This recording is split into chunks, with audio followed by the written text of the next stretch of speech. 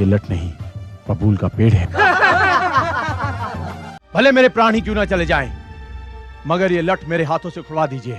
यह छोटी सी शिक्षाप्रद कहानी पृथ्वीराज रासो नामक पुस्तक से ली गई। इसका उद्देश्य आपके ज्ञान को बढ़ाना है, ना कि अज्ञानता को फैलाना। तो चलिए शुरू करते हैं विदाउट मिसिंग टाइम। लेकिन उससे पहले चैनल को सब्सक्राइब जरूर करें, क्योंकि आप बाद में भूल जाते हैं। कहानी की शुरुआत होती है जब आला उदल को मुंह बोली बहन फुलवा ने पत्र लिख बुलवाया। देर होने पर उसके पति ठाकुर महेंद्र सिंह ने कहा शायद वो मेरे कारण नहीं आ रहे हैं, क्योंकि शादी के समय मनमुटाव हो गया था। पत्नी बोली ऐसा नहीं है, मेरे भाई जरूर आएंगे, लेकिन मुझे ऐसा समझ नहीं आ रहा कि आपने मेरे भाइयों को अचानक क्यों बुलवाया है, और आपने कोई उचित कारण भी नहीं बताया। तब फुलवा के पति ने कहा क्या है ना कि जब मैंने तुम्हारे भाइयों की गांव वालों के सामने प्रशंसा की तो उन्होंने मेरी हंसी उड़ाई। पत्नी ने कहा आखिर आपकी हंसी क्यों उड़ाई? पति ने कहा क्योंकि मैं तुम्हारे भाइयों की प्रशंसा बढ़ा चढ़ाकर जो करता हूँ। गांव वालों ने कहा जितना आप बता रहे हैं उतना भी नहीं है, इसलिए मैंने गांव वालों से कह दिया जब चाहे आला उदल की परीक्षा ले सकते हैं। गांव वालों ने मुझे चुनौती दे दी।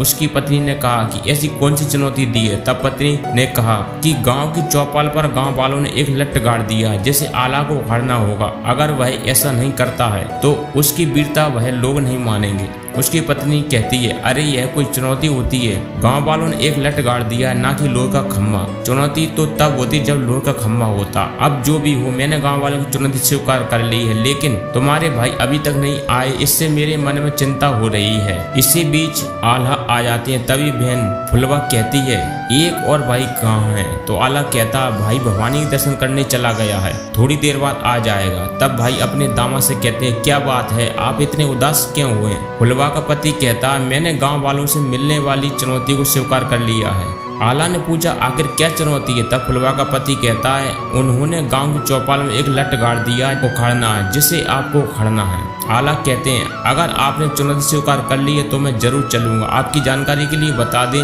गांव में जो लठ गड़ा हुआ वह लठ नहीं बल्कि बबूल का पेड़ है। बबूल के पेड़ के बारे में एक कहावत है कि इसकी जड़ पाताल तक जाती है, इसलिए उसको उखाड़ पाना नामुमकिन है। और इस बबूल के पेड़ को गाँव वालों ने एक लठ का आकार दिया है, जिससे कि आला को यह महसूस ना हो कि यह लठ नहीं बल्कि बबूल का पेड़ है। ठाकुर तेजा और गांव वाले आला का इंतजार कर रहे थे। इसी बीच आला ठाकुर महेंद्र सिंह और उसकी पत्नी फुलवा गांव की चौपाल में आ जाते हैं और गांव वाले आला का स्वागत करते हैं। और आला उस लठ को उखाड़ने के लिए दोनों हाथों से पकड़ते हैं और ताकत लगाने लगते हैं, लेकिन वह लठ हिला भी नहीं। आला को अनुभव हो जाता है कि यह लठ नहीं बल्कि बबूल का पेड़ है। गाँव वालों ने मेरी इज्जत और मेरी बहन की इज्जत को छालने के लिए यह षड्यंत्र किया है। और इसी बीच मालूम पड़ता है कि इस षड्यंत्र के पीछे कोई और नहीं बल्कि महेंद्र सिंह है, जो कि आला की मुंह बोली बहन फुलवा के पति हैं। लेकिन आला अपनी पूरी ताकत उस लठ को उखाड़ने में लगाने लगते हैं। तभी मुंह में से खून आने लगता है और वह थक जाते हैं, लेकिन अपनी बहन की तरफ देखकर वह फिर से ताकत लगाने लगते। वहां पर खड़े गांववासी और ठाकुर महेंद्र सिंह हंसने लगते हैं। तब आला शारदा माँ से विनती करते हैं कि आज मेरी लाज, मेरी बहन की लाज बचा लो। इन गाँव वालों ने षड्यंत्र रचकर मुझे और मेरी बहन को अपमानित करने की कोशिश की है। तभी माँ शारदा की कृपा से बबूल का पेड़ आला के द्वारा हिलने पर हिलने लगता है और देखते ही देखते आला उस बबूल के पेड़ को उखाड़ देते हैं। गांव वालों ने देखा तो वह आश्चर्यचकित रह गए। जब आला की बहन उस पेड़ को देखती है तो वह लठ नहीं था बल्कि बबूल का पेड़ था। तो वह गांव वालों को कोसने लगती और अपने पति ठाकुर महेंद्र सिंह को भला बुरा कहती है। भैया भैया भैया मेरा विश्वास करो भैया, मेरा इसमें कोई हाथ नहीं है, मुझे तो पता भी नहीं था।